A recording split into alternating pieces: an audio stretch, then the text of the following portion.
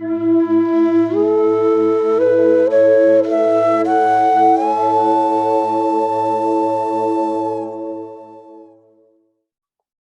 namaste.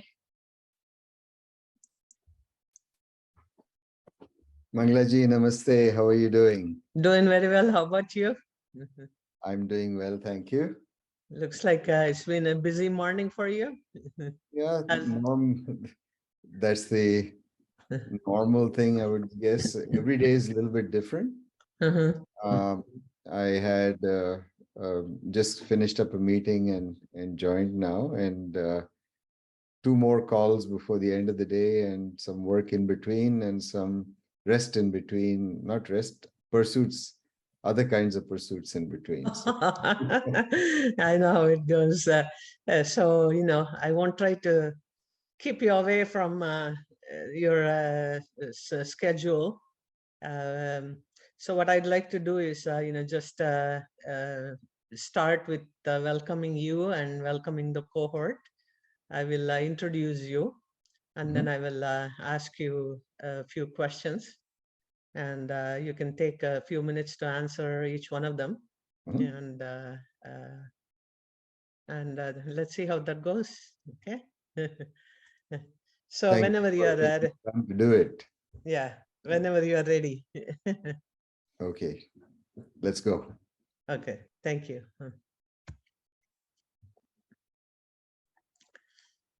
Namaste. Welcome to HCI's session today of Lifetimes in Karma Yoga. I'm Mangala Kumar, resident faculty at HCI. Today's topic is about lifetimes in Karma Yoga. So we have an opportunity today to learn from real life Karma Yogis. Basically, what makes them be a Karma Yogi? What is their motivation?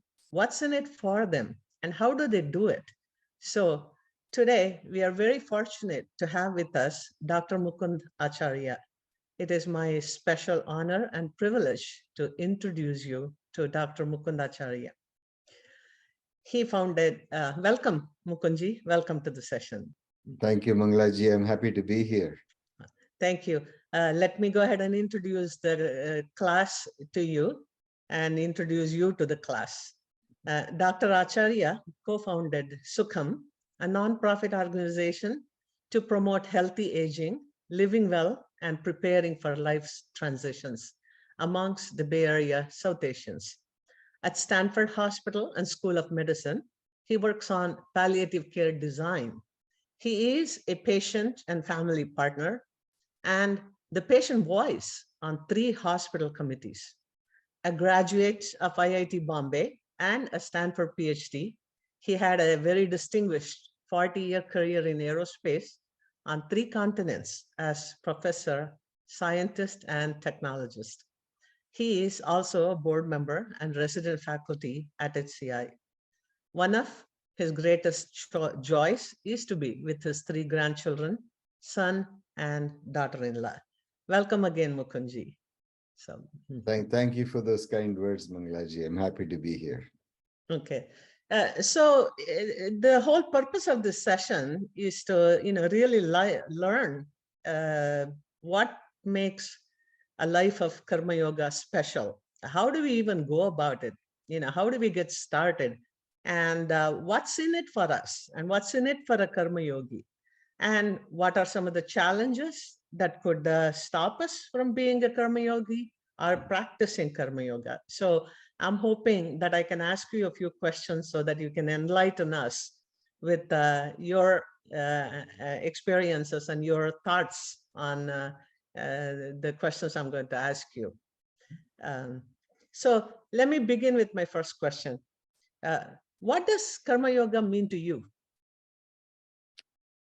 Well, first, again, thank you for those kind comments and words. I think the concept of Karma Yoga, if you wanted to explain it briefly in 2 or 3 words, I would say it's just service to others, doing the best you can to assist other people in a time of need, and hopefully bring them to a slightly better place than they were before um, you went down that path to be of service to them. I can certainly relate to you my own experiences and how I came about to be where I am, and perhaps that will give you um, one data point, if you will, in this question that you asked, and I think there'll be 100 different replies that you will get. I certainly didn't wake up one morning and say, I'm going to be of service to others. You know, it's a transition, it's a process. And I believe that where we are in any point in our lives is determined by a couple of things. It's determined by the experiences that we've had in our life. And it's determined by how shall I put it? To some extent by the environment in which we find ourselves. So our lived experiences count for a lot, and also the learnings that we've had from the life that we've lived is the other thing. In my case, if you ask me why I'm here today doing the kind of things I'm doing, I would point to probably 2 or 3 different incidents in my life, or major forks in my life that brought me to where I am. So you mentioned Stanford PhD. I was at Stanford, finished my PhD. I obtained a prestigious National Research Council fellowship at NASA Ames across the street from Stanford. I was working there with my research for a couple of years. I had an offer to go to Princeton University, and I was in my mid to late 20s, and I got a call from my mother. Calls weren't easy in those days, so a call was a huge event back then. And she basically told me that my father was unwell and she needed my help. It didn't take me long to decide what I should do, what my next steps were. But I was recently married, a year and a half since Sandhya and I were wed. And for a young bride, so to speak, to make a major change in her life and say, I'm going to uproot all my plans and, go back to help my in-laws, was for her, I think, a more difficult decision than one for me. But anyway, we went back to India, put my career and everything on hold, went back to India, and helped our mother the best we could while she looked after her father, our father. And just observing the caregiving that she gave, the selfless service she gave to her husband, and doing what we could to help her in the process, was something that was indelible in my life after that. The second incident I would point to, fast forward a whole number of years, Sandhya, my wife, dealt with several serious illnesses. And for a period of 7 or 8 years, it turned out that I became her primary caregiver. And looking after her and working were just consumed life for several years. There was nothing else other than that. That was another set of experiences. So shortly after she passed, it's about 8 years ago now, I decided that I would give up engineering and try and do what I could to utilize the experience that I had in looking after her, watching her as a patient, being her primary caregiver, looking at the complex medical system that we had to deal with here, remembering my mother's experience in the past, to become a patient advocate and to try and educate the community in how to deal better with situations like that based on my experience. I didn't have a specific roadmap as to what I was going to do. I just wanted to go figure out something and get to do that. And that's the genesis of my, I met like-minded people, and that's genesis of my co-founding Sukham, which advocates for aging and age-related issues and talks about healthy living in the process. So we educate and now enable and empower people to deal with aging and age-related situations. I would say several months, about almost a year after this happened, I became a patient. I had a stroke. And as a result of that, I got direct experience as a patient. I lost the use of my right hand, my fingers. I couldn't write anymore. I couldn't brush my teeth. I had to go through therapy to regain, so those experiences added to it as well. So to cut a long story short, my personal experiences made me passionate about the need to help others in similar situations. And it's just been one thing after the other that has slowly developed over the past 7 or 8 years to a point where I am in doing what I do. Sorry if the answer was too long, but no, it is absolutely fascinating to hear your story. Basically, the path you created for yourself is a result of all the many traumatic experiences you have been through in life. Trauma can affect people in different ways. You chose the path of Karma Yoga. You saw firsthand what it can do to people, your own personal life, the impacts of the trauma on your own life, plus the people around you. Something that a lot of people don't understand about the Karma Yogis is you may have felt at many times the urge to just give up and say, this is too much for me, too much to deal with. I'm just going to, take my experiences and I'm going to heal myself or take care of myself. So how do you balance this self-care versus, taking your experiences to say, I'm not going to stop here. I'm just going to give it to the world and, let them heal also. How do you balance the two? So you talked about self-care, especially as we grow older, and I am growing older. All of us are. Yeah. I think one of the main driving forces in remaining healthy, in remaining vital, not just physically, but mentally as well, is to have a sense of purpose in life. And there's a lot of research that's been done that talks to this and so on. You can read articles about it. But I believe it because that's another one of my lived experiences.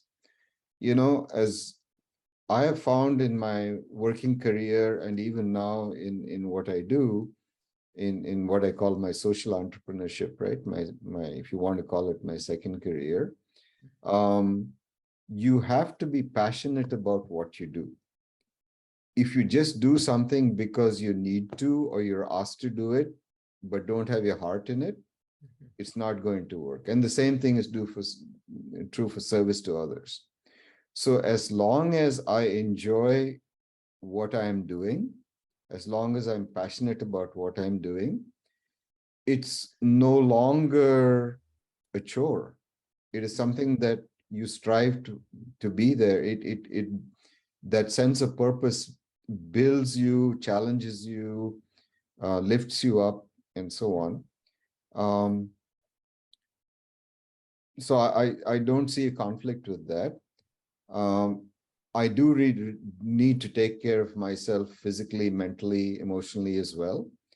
And as long as I make time for that, which I do,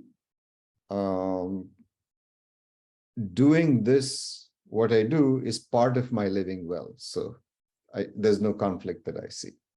That's a very, very good advice.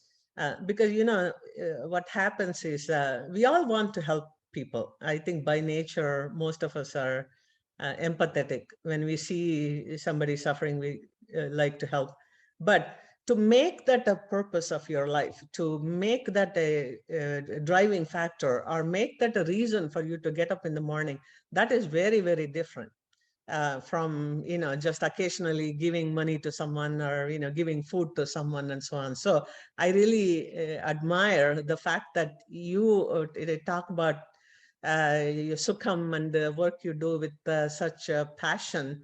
Obviously you have taken this to a whole other level than just momentarily helping someone by giving them a few dollars or a loaf of bread, type of thing.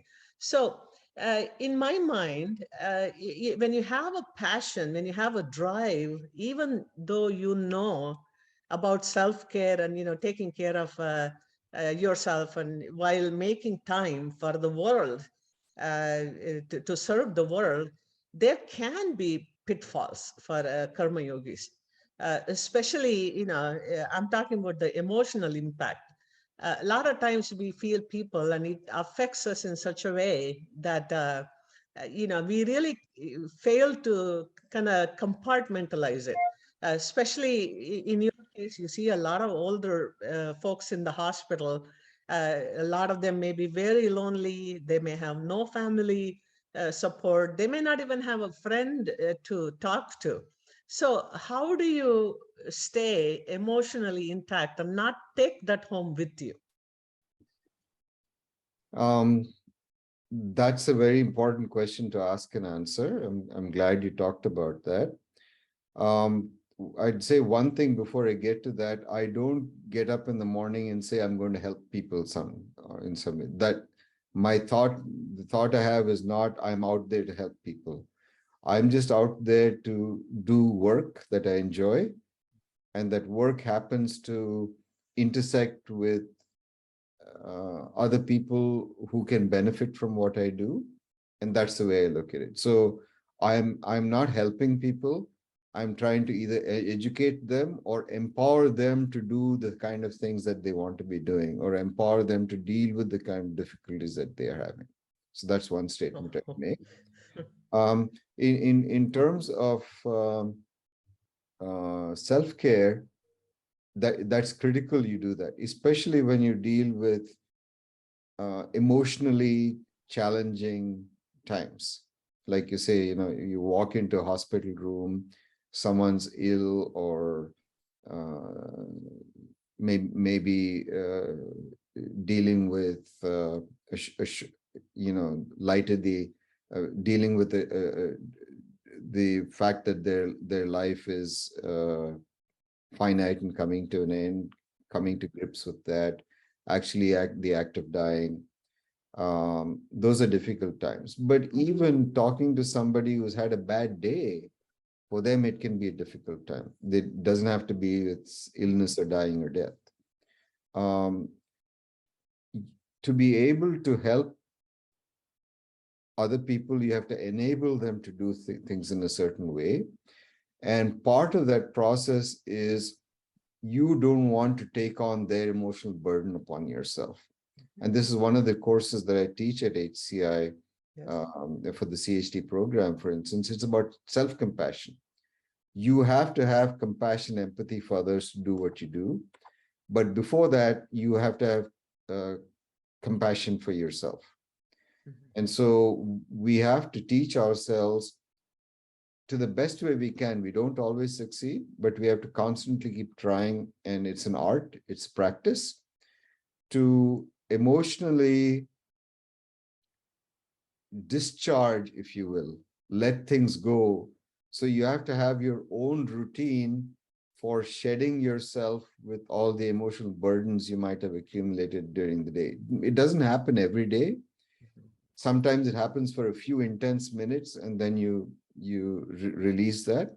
But you have to develop your own routine for, how shall I put it, renormalizing yourself mentally, emotionally. That doesn't mean you forget what happened, but you just don't let that weigh upon you, because there's just so much that an individual can take before they work. And especially in the era of the pandemic, COVID, frontline workers of all sorts, from the ambulance driver to the doctor to just an aide in the medical setting, they feel that emotion. They have to learn the same thing too. So self-care is important. Thank you so much. I think it, makes a lot of sense. I kind of look at it like this airline flight, right? So the first thing they tell you when there's an emergency is you put on the oxygen mask on yourself first before you can, assist somebody else to put on their mask. So what you mentioned kind of makes a lot of sense that way.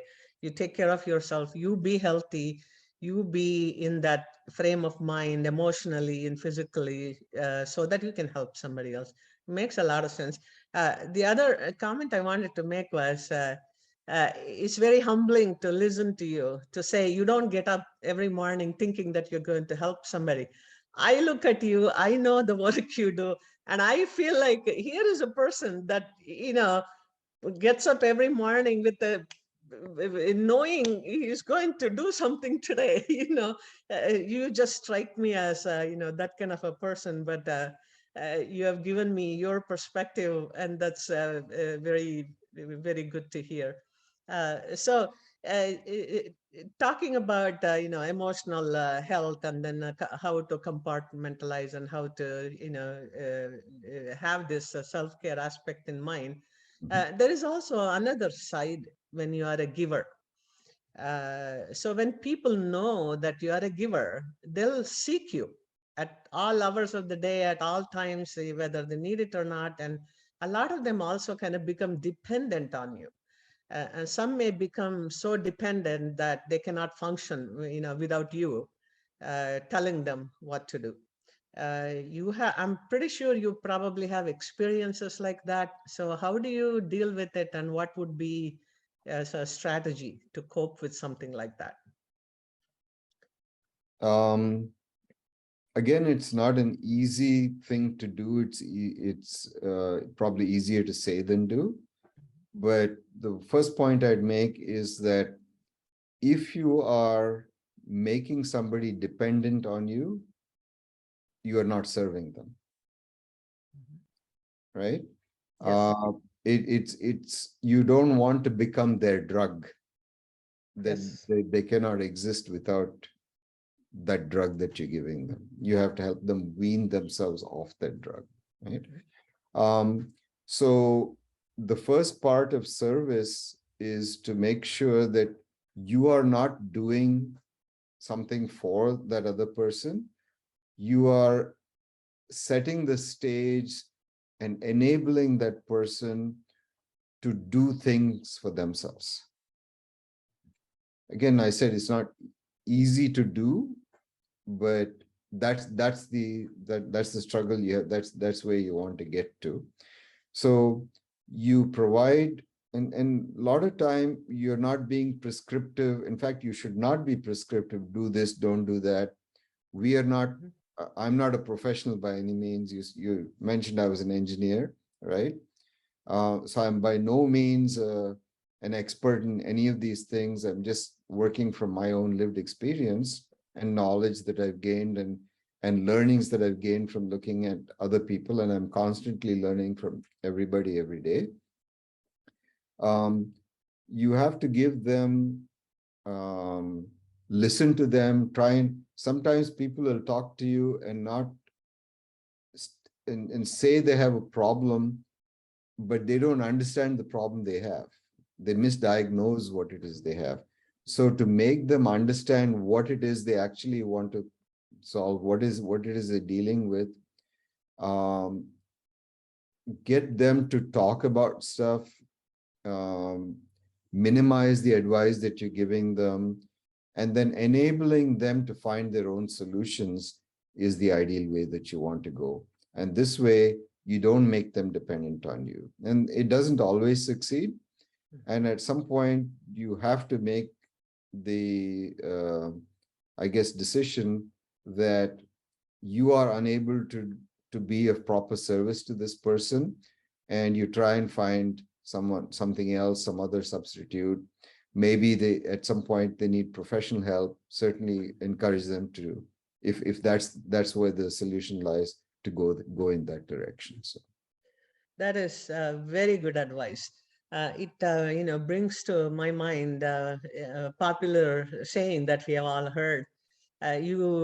You give a hungry man a fish, you will solve his hunger for a day. But if you teach him how to fish, he will not go hungry for the rest of his life. I think your advice is right along those lines. You don't do this prescriptive solution. You don't try to find solutions where they actually become dependent on you, but you teach them how to become independent and resolve their own issues. That is wonderful advice, Mukundji. I really like that. and So, if I may, sorry to interrupt, uh-huh. I use the three words that I use to describe the work we do at Sukham a lot. Educate, empower, and enable. Very So good. if you Very think of the three E's, yes. that's a good sort of watchword, if you will, to do things by. Yeah, and those are three powerful E's: educate, enable, and empower. Absolutely important for us to be cognizant of that and to practice that. Now I'm going to ask you somewhat a hard question. Do you ever say no to people? And if you do, under what circumstances would that be? Um, often. In fact, I just got out of a meeting now when I said no. There are, we're all human. There's just so much that we can accomplish in a day. I would say for me, there are probably two reasons or two red flags on which I say no. First, if this is something that I'm not able to do. I have to understand my own limitations. I have to understand my own abilities. And quite frequently, there'll be a problem posed to me, or a situation where I don't feel I'm qualified to do something, in which case I have to admit saying, I don't know the answer. I'm not capable of doing this. I'm sorry. That's one. The second is when I will not take on something if I don't feel I can do justice to it, either in terms of time or something else. There is no point in doing something because you feel obliged to do it, and you do half measure work and leave the situation perhaps worse off, or you make no difference when you started. It's better then also to be upfront and honest and say, I'm sorry, I don't have either the time or the ability to do this. I would say, apart from those two situations, and perhaps that's one of the things I have to watch too, and I try and do that, I will say yes if I'm asked for assistance in some way. And I'm finding more and more that happens a lot more than it used to with time. And I have to watch and make sure that I find time for myself as well. I have to be almost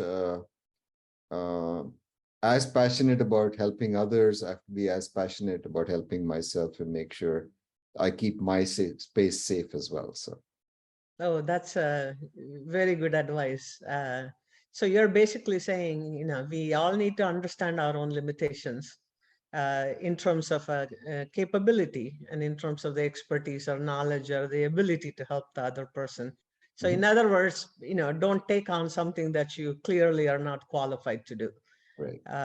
So beyond just, listening and lending somebody an empathetic ear, if that requires anything beyond that, don't go in there if you are not, qualified to do. That's extremely good advice. Thank you.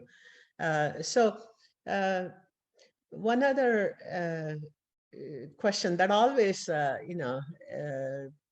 that I like to personally find answers to from, people who give so much to others is this. Lot of times there is no reward. There is not even a recognition. And many times there is not even an acknowledgement from the other person that received the help from you. So when that happens, how does it make you feel? And why would you continue to do what you do, knowing that you were not appreciated?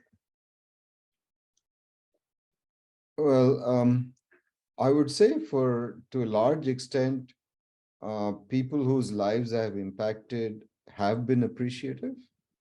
So I would not say that's, I would say the situation you described is probably the exception rather than the rule. I think people, by and large, human beings recognize when someone is being honest and sincere with them and trying to do the best they can. And they acknowledge that. But, beyond a certain point in life, I don't think we are seeking rewards per se for our actions. In fact, if you talk about karma yoga, the Gita talks exactly defines what we should not be doing, correct?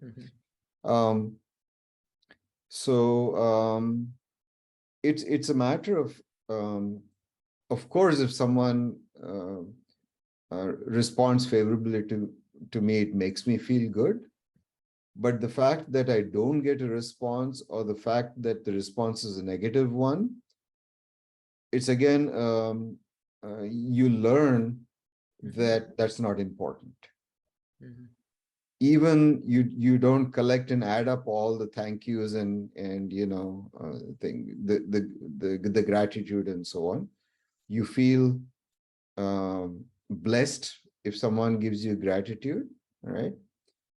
Life is all about gratitude. Life is all about human relationships. And so the more I can continue to impact people, and understanding that it does not happen 100% of the time, I can stand up and give a brilliant presentation, brilliant in my mind about something, and people walk away quite unimpressed. I have to learn to deal with that, right? So yeah, after a while, it's the act of doing that's fulfilling, and not the outpouring of whatever it is that happens after the doing is done, so to speak. Yeah, that's again a wonderful way to look at, and wonderful thing to practice, just so we don't give up on the good things that we have started to do. And in putting it simply, that is real practice of karma yoga. Karmanyevadhikaraste ma phaleshu kadachana. And I know it is difficult for people to put into practice, but at the end of the day, what you're saying is, keep that in mind. Don't forget that. Don't expect a reward. Don't expect acknowledgement. And if you don't get it, don't worry about it. Just continue to do the good things you have started to do.